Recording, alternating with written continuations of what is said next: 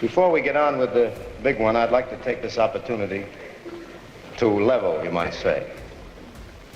To speak for just a second to us, we in the picture business. I, for one, am frankly a little tired of all of the talk about editorials, quote, what's wrong with Hollywood, unquote. Frank Sinatra didn't just dislike Marlon Brando. He couldn't stand him. One was polished, precise, and demanded discipline. The other, unpredictable and electric, shattered every rule in the book. They were two legends, born of the same era, but from completely different worlds. When they finally collided on a major Hollywood set, the result wasn't cinematic magic. It was quiet warfare. And it didn't end there. Behind the sharp suits, award shows, and tabloid grins simmered a contempt that stretched across decades. What made this feud different wasn't ego or competition. It was something far more personal. And years later, when one moment pushed Sinatra over the edge, there was no turning back. You've heard of co-stars clashing before, but never like this. Why did Frank Sinatra utterly hate Marlon Brando? From Hoboken to Hollywood. Growing up in a tough, working-class neighborhood, Sinatra was no stranger to hardship.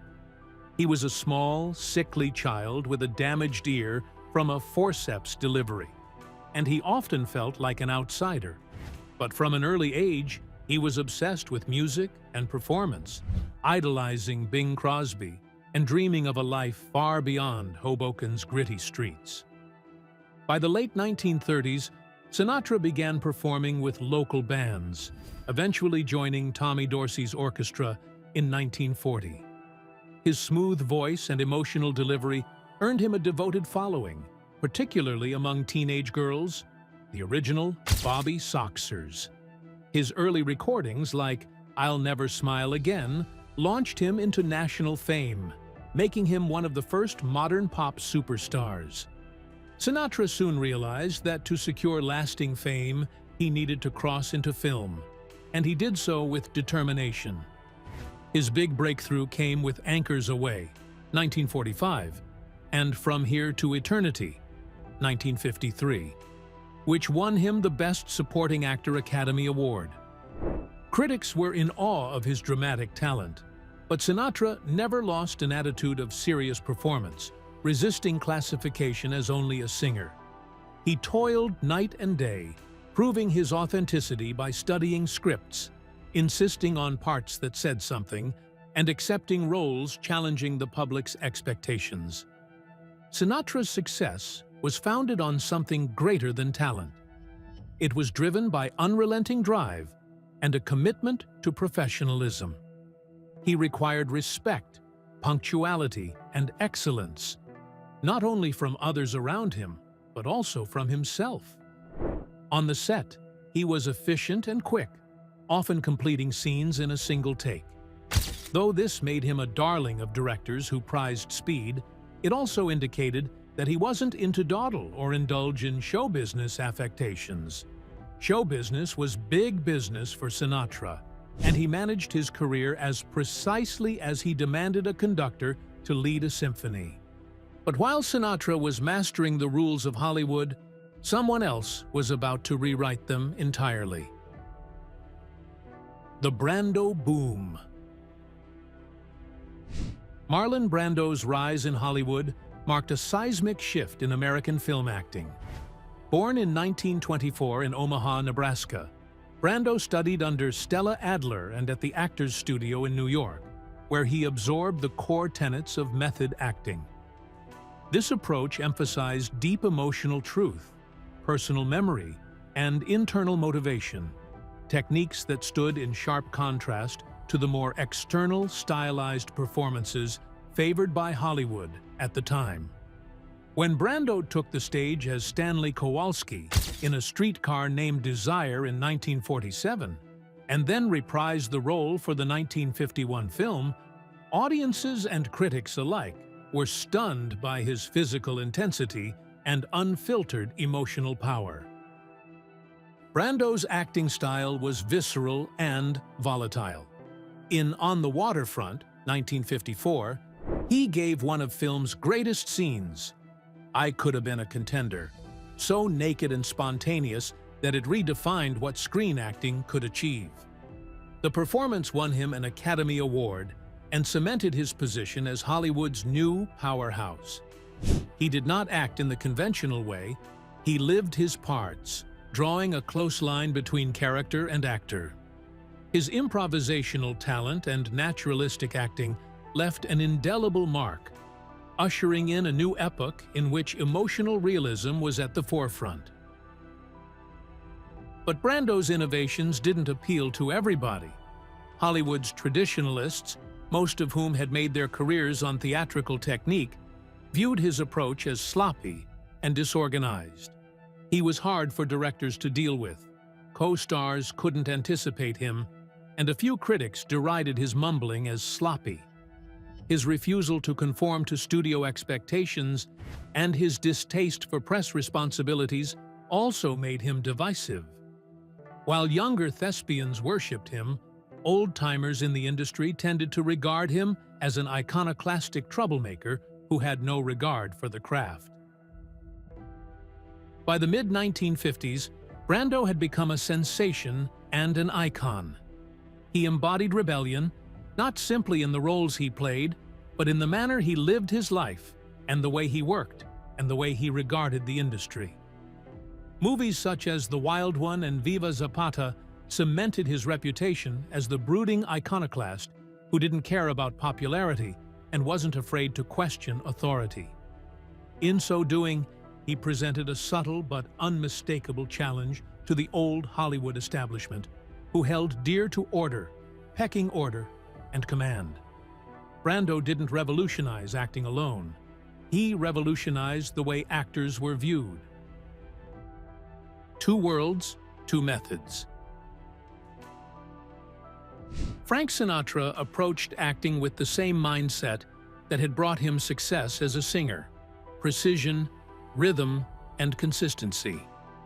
Coming up through the ranks of traditional Hollywood during its golden age, Sinatra had been molded by a system that valued technical control, economy of movement, and a respect for time. To him, a great performance didn't require endless rehearsals or agonizing over a character's inner psyche. It required showing up prepared, hitting your marks, and delivering your lines with clarity and conviction.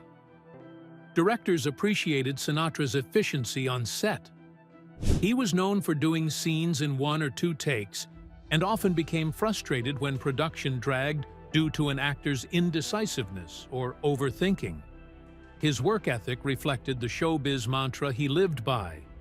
The audience paid to be entertained, not to witness an actor's personal therapy session.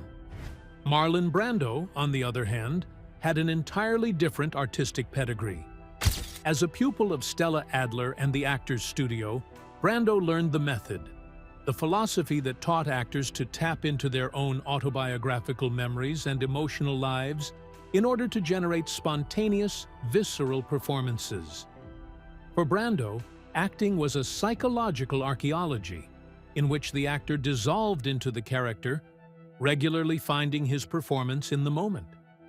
Brando's technique might be unpredictable, genius, and occasionally infuriating to others. He wasn't concerned with perfection, he was concerned with truth, no matter whether that involved violating rules, making up lines, or derailing the schedule to achieve it. To those who were awed by his abilities, the method was a revolution. To others, it was an ego trip verging on disrespect. Sinatra was squarely in the latter category. To him, Brando's emotional spontaneity seemed lazy and unprofessional, a refusal of the discipline that true artistry required. He viewed Brando's tendency to mumble, hold up takes, or get lost in the moment as a form of arrogance, a sense that the rules didn't apply to him. Sinatra is said to have resented the manner in which method actors were being lauded in the media, while traditional entertainers, such as himself, were being viewed as fossils from another time. Sinatra would constantly denounce method, acting in interviews by not calling anyone by name, referring to it as a lot of screaming and scratching, and implying that a few actors blended self-indulgence with ability. Although he never called Brando out specifically with these comments, the subject was clear. This essential conflict in philosophy was not merely a question of taste.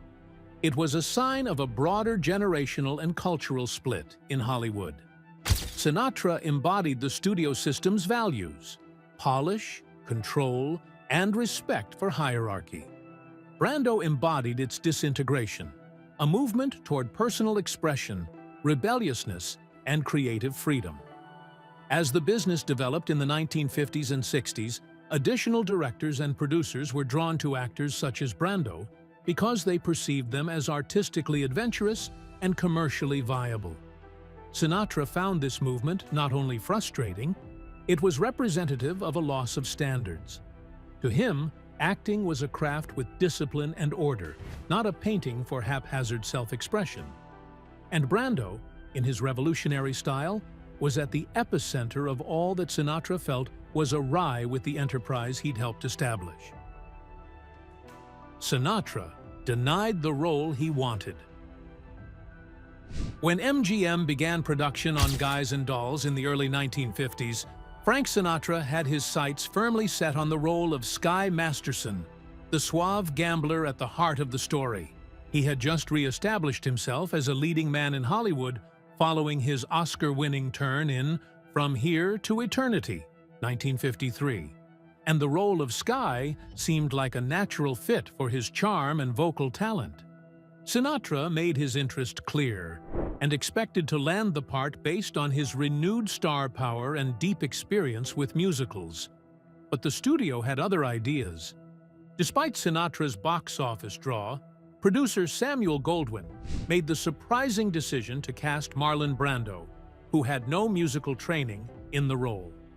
The studio believed that pairing two high-profile names would create more buzz, even if it meant casting Brando in a genre he was entirely unfamiliar with.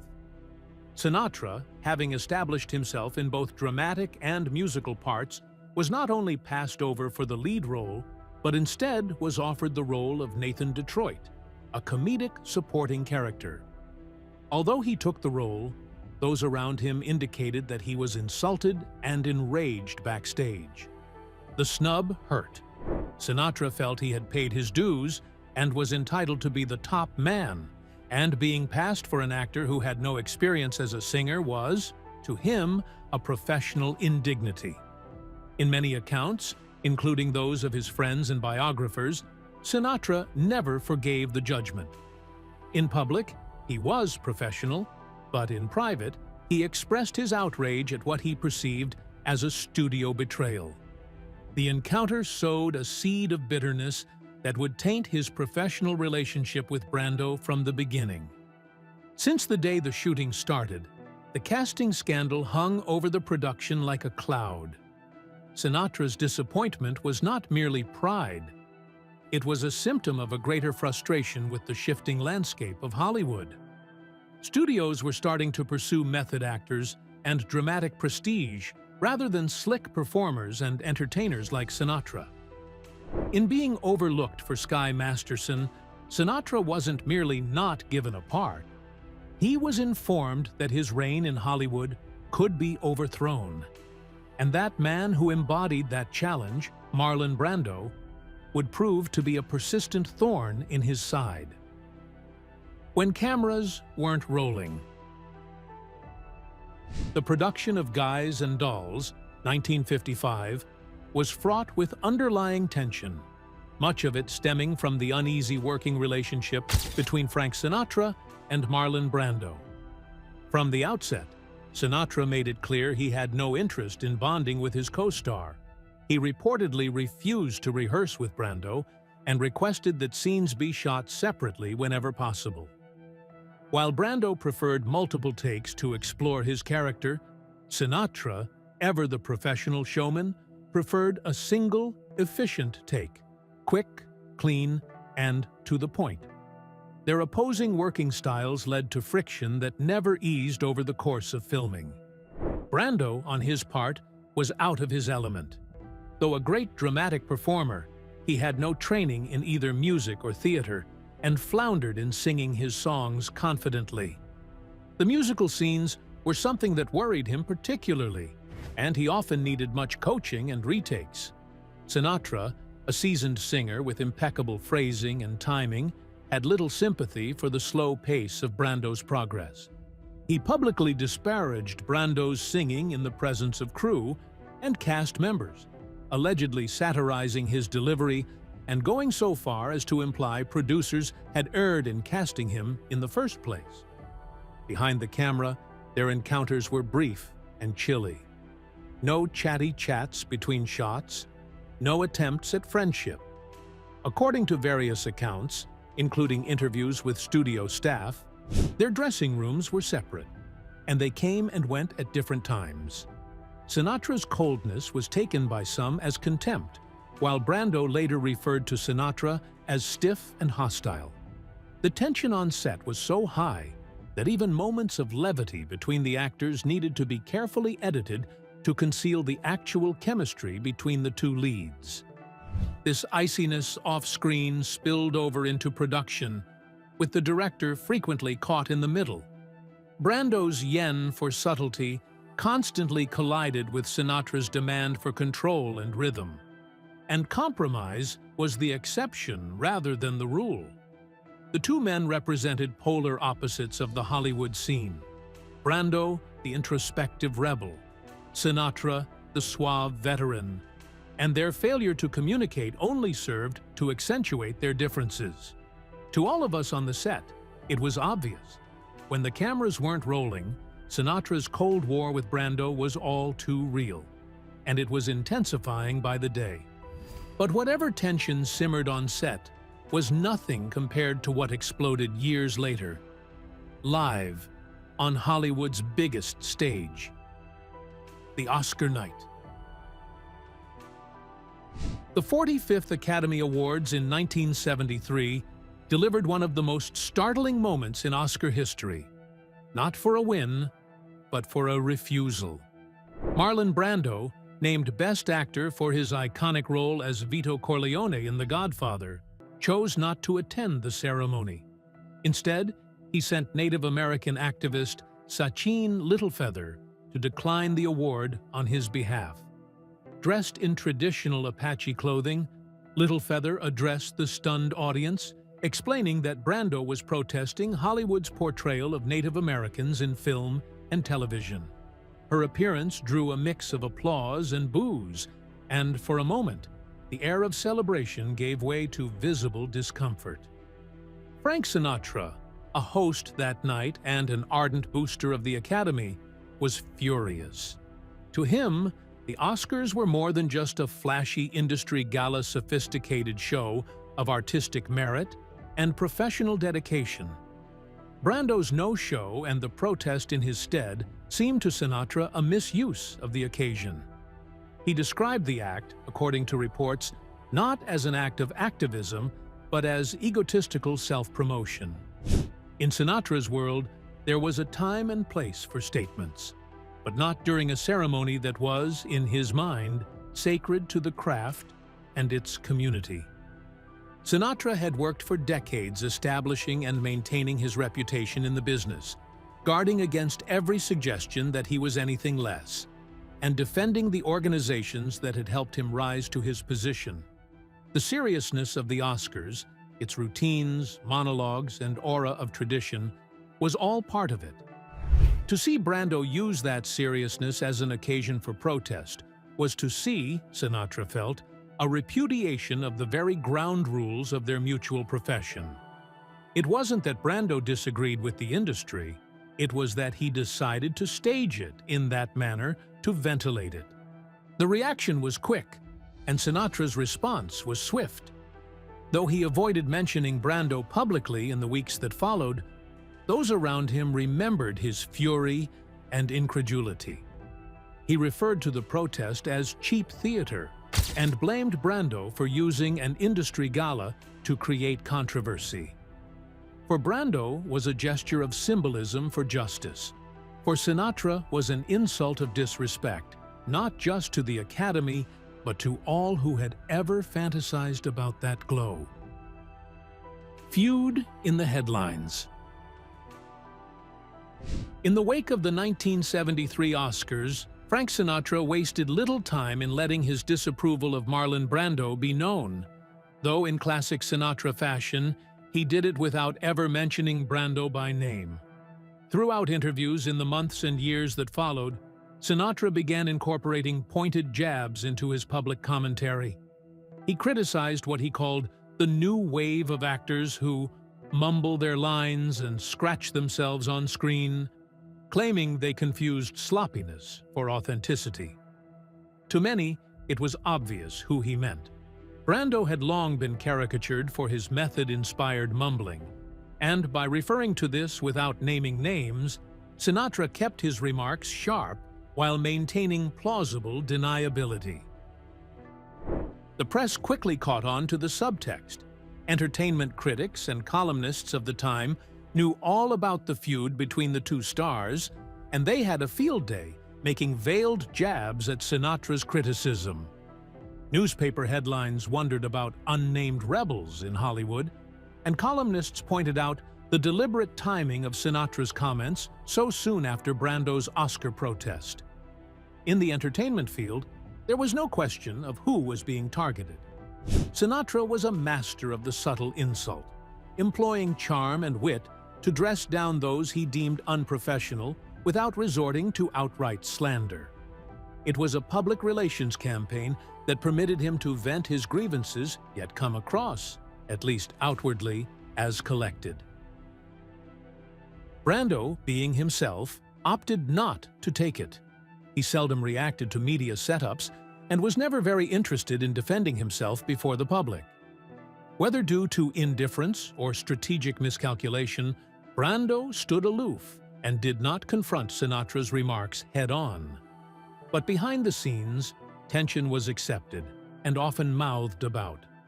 Directors, actors, and insiders who had worked with either man recognized the feud went beyond professional. It was personal. Each embodied a different vision of what it meant to be an actor, and those beliefs were now being contested not only on set, but in the pages of Hollywood's most watched news. Eventually, the mutual contempt became one of the entertainment industry's worst-kept secrets. It was not a fiery tabloid battle, but a chilly, smoldering feud that played itself out quietly and relentlessly in interviews, on talk shows, and in public conduct. Sinatra's comments persisted throughout the years, each one reaffirming the notion that he regarded Brando not as a genius, but as a representative of a decaying standard.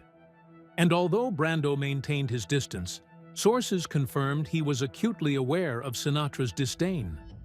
Their rivalry didn't require door-slamming shouting matches or soap opera dramatic showdowns.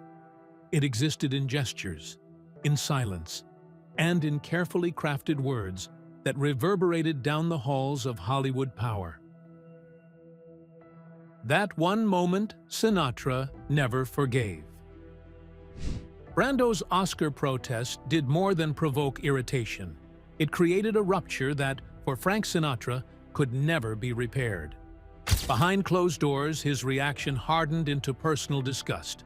According to friends, Sinatra spoke about the event with venom in private, calling it a slap in the face to every professional who had earned their way to the Academy stage. For a man who believed in hard work, grace under pressure, and gratitude for one's success, Brando's decision to decline the award through a proxy was not a principled stand. It was a betrayal.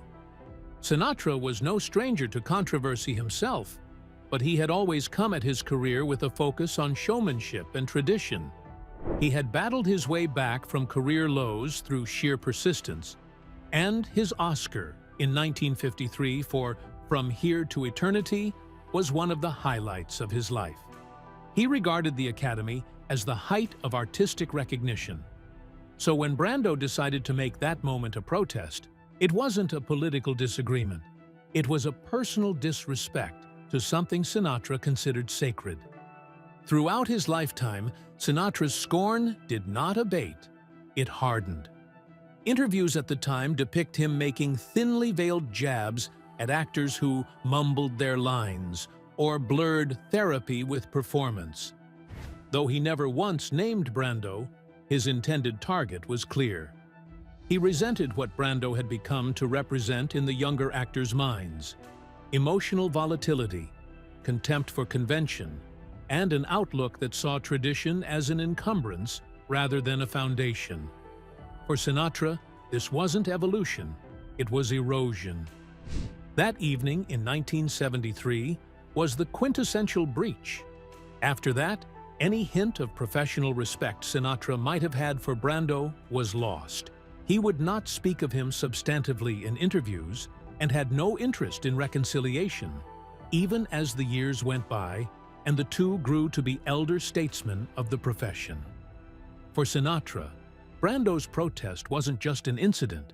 It was a crossing of the line that no apology or explanation could undo. It was the moment that turned professional divergence into personal contempt, an unforgivable offense sealed in the glare of the spotlight. The protest hit a nerve too, because it appeared to confirm Sinatra's increasing anxieties regarding the state of Hollywood itself. Sinatra perceived in Brando's not playing by the rules a symbol of a new generation that did not esteem discipline, polish, or the institutions that had created stars like himself. The ritual, once a celebratory bonding of artisanship, now hung in peril of being disrupted by performers who placed personal expression above shared heritage. For Sinatra, Brando's performance wasn't offensive so much as representative of a cultural shift, undermining the very identity of the business he had helped create. The dubbing controversy. In the recently translated memoir, Hollywood on the Tiber, a fascinating detail about Marlon Brando surfaced, one that, while minor in global film history, provides deep insight into his psyche and artistic temperament. According to the account, Brando was infuriated when he learned that his voice had been dubbed over in the Italian release of On the Waterfront. The film, which had earned him an Academy Award and became one of his most defining performances, was altered for Italian audiences in a way he considered sacrilegious.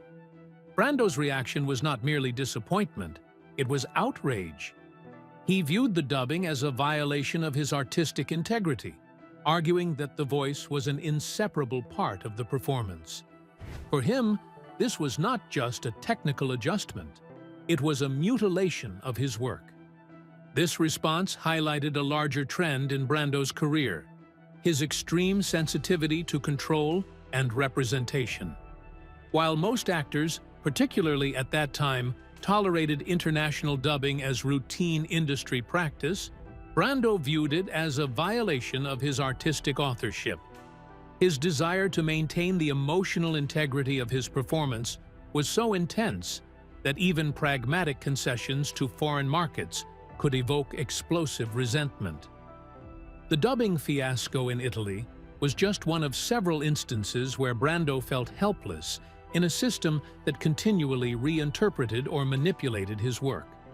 It was symptomatic of his lifelong struggle with Hollywood, a need to preserve artistic integrity in an industry founded on compromise, marketability, and other people's control. In contrast, Frank Sinatra's take on the problem would have been the opposite. Sinatra, who had created an empire not only of music and movie stars, but also through shrewd business maneuvers and mass market appeal, was extremely practical about the nature of entertainment. International dubbing, in his view, was an inevitable and necessary aspect of commercial release. Sinatra valued reach, intelligibility, and flexibility above artistic control in such situations. Sinatra did not feel a performance or movie had to be left intact in its original form for every marketplace to mean anything. In fact, he accepted that American entertainment was finding its way around the world, and viewed the concessions made to other audiences as part of the game.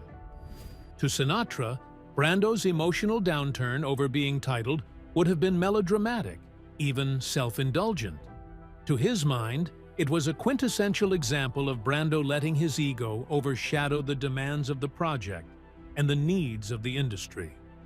Sinatra had scant patience for what he perceived as excessive theatrics, particularly for something as mundane as translation into foreign markets. Where Brando viewed sabotage, Sinatra viewed business. This basic disagreement between the artist in dire need to defend his art and the entertainer seeking to maximize his influence was yet another reason why Sinatra couldn't help but be critical of Brando's methodology. To him, such action wasn't just unprofessional, it was unrealistic.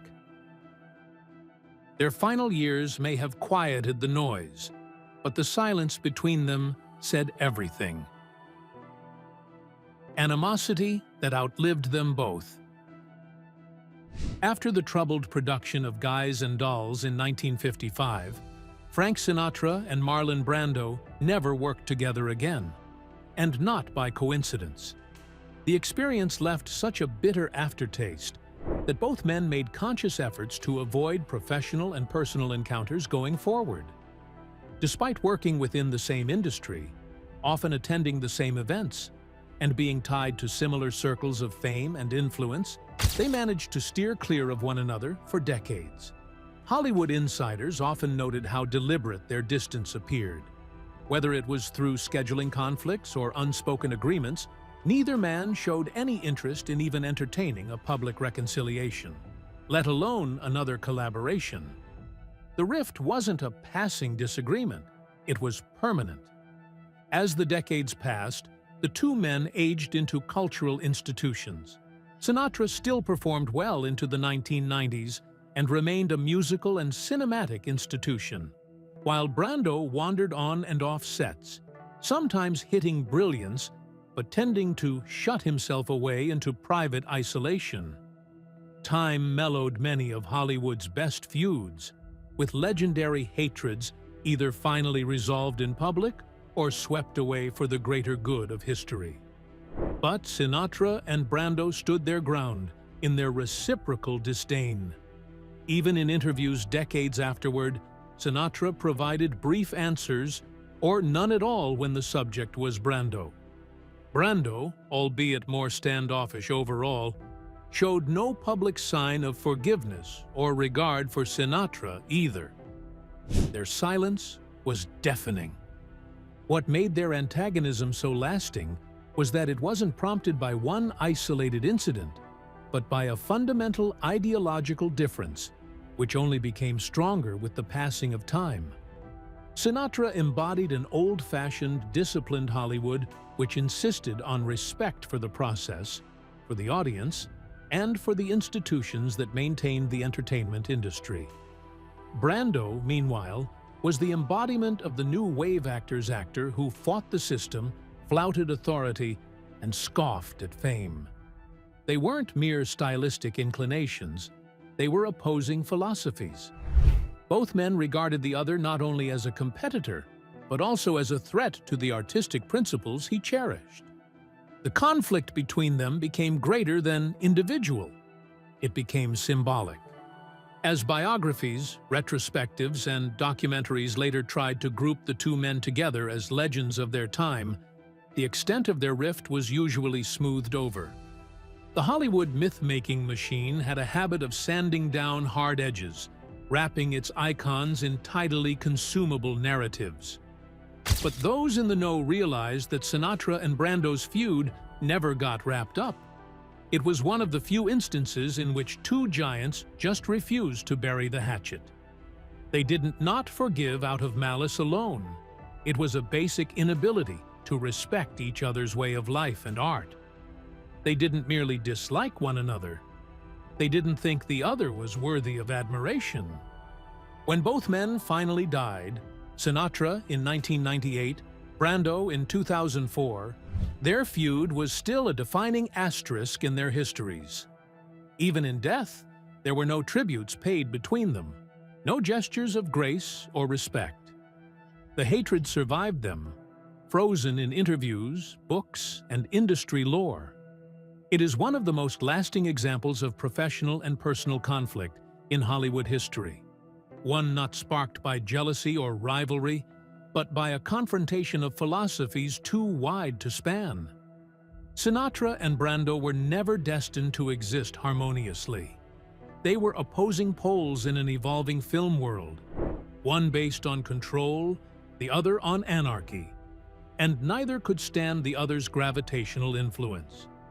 Thanks for watching.